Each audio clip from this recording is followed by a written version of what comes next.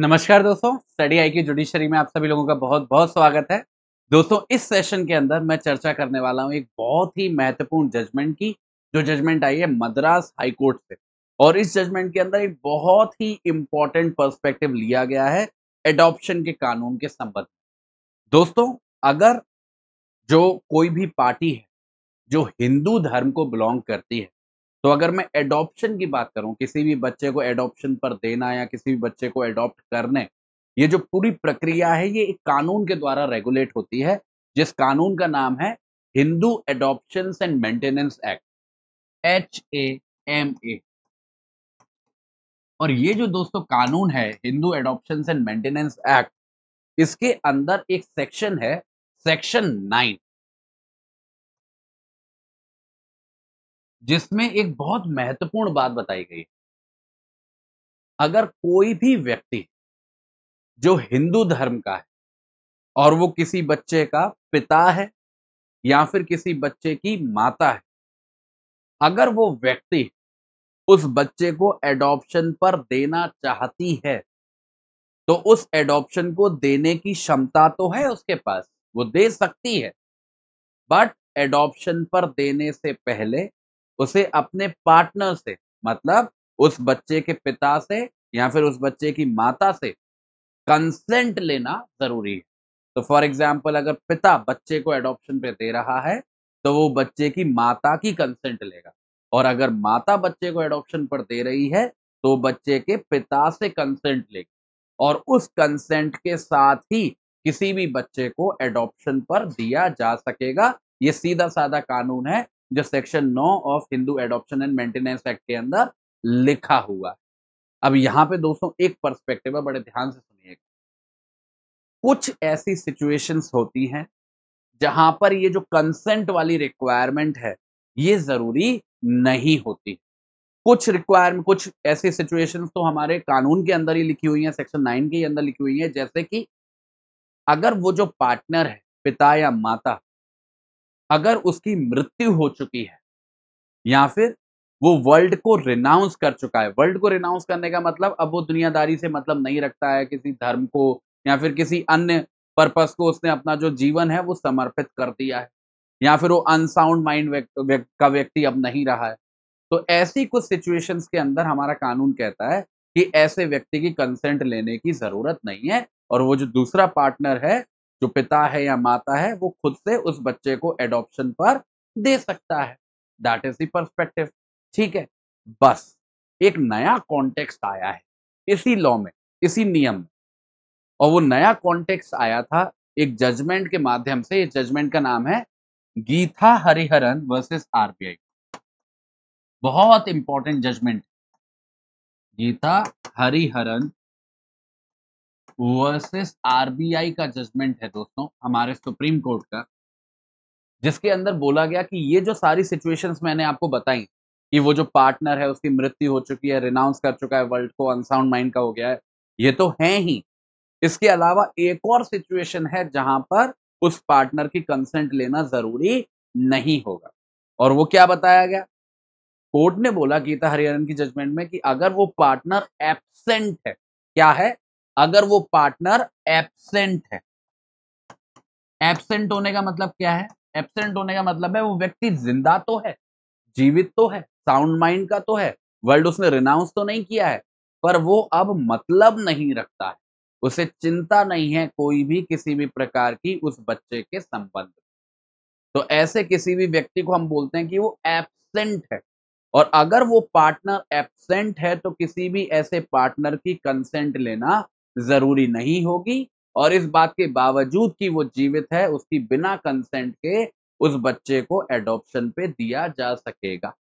ठीक है? That was the context, that was the scenario.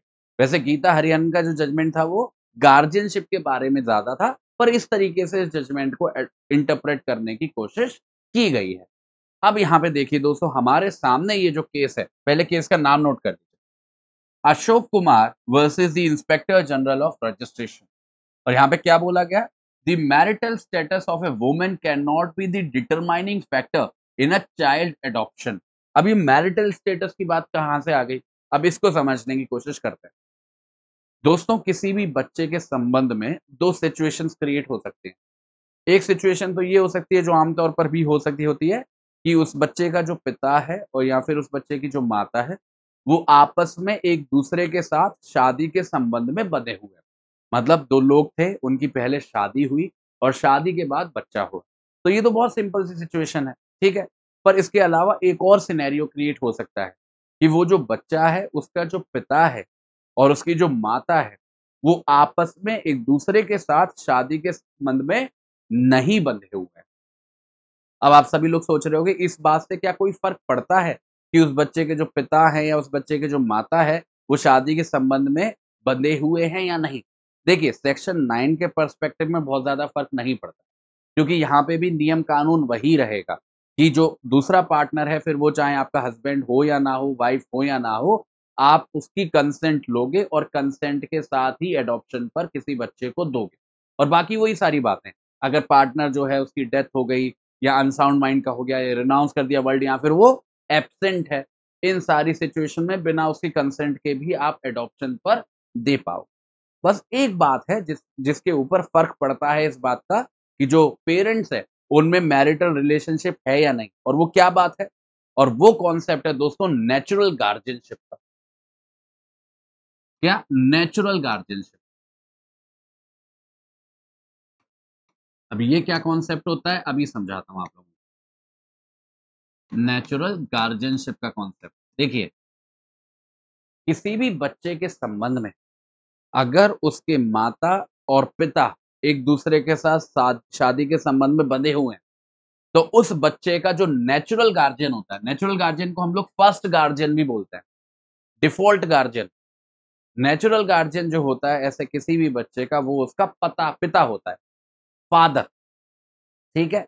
पर वहीं अगर कोई बच्चा इल्लेजिटिमेट चाइल्ड होता है और इल्लेजिटिमेट चाइल्ड होने का मतलब क्या है? कि उसके पेरेंट्स में शादी नहीं है आपस में। ऐसे किसी भी बच्चे का जो नेचुरल गार्जियन होता है, वो हस्बैंड नहीं होता, मतलब पिता नहीं होता है, बल्कि माता होती है, उस बच्चे की माँ होती है। ये बहुत बड़ा डिफरेंस है जो क्रिएट होता है मैरिटल स्टेटस के आधार। अगर पिता और माता मैरिड हैं, तो पिता होगा नेचुरल गार्जियन, मैरिड नहीं है और वो बच्चा इलेजिटिमेट ही कहलाएगा ऑब्वियस सी बात है, तो जो माता है, वो नेचुरल गार्जियन कहलाएगा। ये हमारा कानून। अब इसी बात को लगाओ इस जजमेंट के ऊपर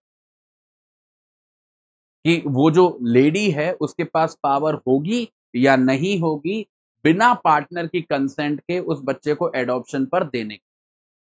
खासकर अगर उसका जो पार्टनर है वो एब्सेंट है, मतलब एक ऐसी सिचुएशन जो गीता हरिहरन वाली जजमेंट के अंदर कवर होती है। तो यहाँ पे कोर्ट ने बोला कि हम लोग किसी भी तरीके का भेदभाव नहीं कर सकते किसी ऐसी माँ में जो मैरिड है और किसी ऐसी माँ में जो शायद मैरिड नहीं। अगर मैरिड महिला के पास ये अधिकार है कि वो अपने हस्बैंड की एब्सेंस में अगर उसका हस्बैंड एब्सेंट है, तो बिना उसकी कंसेंट के उस बच्चे को एडॉप्शन पे दे सके, तो ऐसा कोई भी अधिकार एक ऐसी माँ के पास भी होगा, अगर उसका पार्टनर एब्सेंट है। भले ही उसका पार्टनर लीगल मैरिज के रिलेशनशिप में ना जुड़ा हो उसके साथ। इनफैक्ट अगर शादी नहीं है, वहाँ पे तो माता का क्लेम और ज़्यादा स्ट्रॉन्ग हो जाता है। क्योंकि जैसा मैंने अभी आपको बताया कि इल्लेजिटिमेट चाइल्ड के संबंध में जो माता है, वो तो उसकी नेचुरल गार्डियन है। तो ये तो एक और एडिशनल फैक्टर हो गया जिसकी वजह से हम ये अधिकारिकता दे सकते हैं उस महिला को कि वो बिना अपने पार्टनर की कंसेंट के जो एब्सेंट है, उस बच्चे को एडॉप्शन पर दे सके।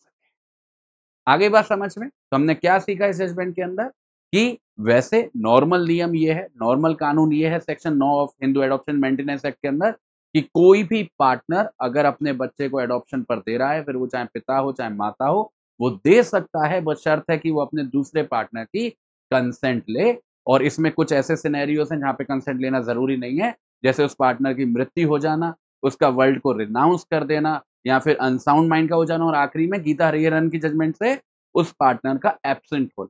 और ये जो एब्सेंट वाला पॉइंट है, ये अप्लाई होता है दोनों सिचुएशंस पे जहाँ पे वो पार्टनर्स एक दूसरे के साथ मैरिड हो या फिर ना मैरिड हो। इनफैक्ट अगर मैरिड नहीं है, तो वहाँ पे जो माता का क्लेम है बिना कंसेंट के एडॉप्शन पर देना, वो और ज़्यादा स्ट्रॉन्ग हो जाता है, क्योंकि उस बच्चे के संबंध में वो उसकी नेचुरल गार्डियन कहलाती है। उम्मीद है जो भी चर्चा हम लोगों ने करी आपको समझ में आई और इस तरीके के शॉर्ट वीडियोज़ आपको पसंद आ रहे हैं। दोस्तों, अगर आप चाहते हो कि फ्यूचर में भी मैं इस तरीके के शॉर्ट वीडियोज़ बनाऊँ, तो इसको सेशन को लाइक करके ज़रूर जाइएगा और अगर कोई भी बात आप कहना चाहते हो तो कमेंट बॉक्स का भी ज़रूर इस्तेमाल करिए। बाकी उम्मीद है फिर से कुछ नया लेके आऊँगा एक अलग शॉर्ट वीडियो के अंदर, जहाँ पे कुछ नया सीखने को मिलेगा। नमस्कार।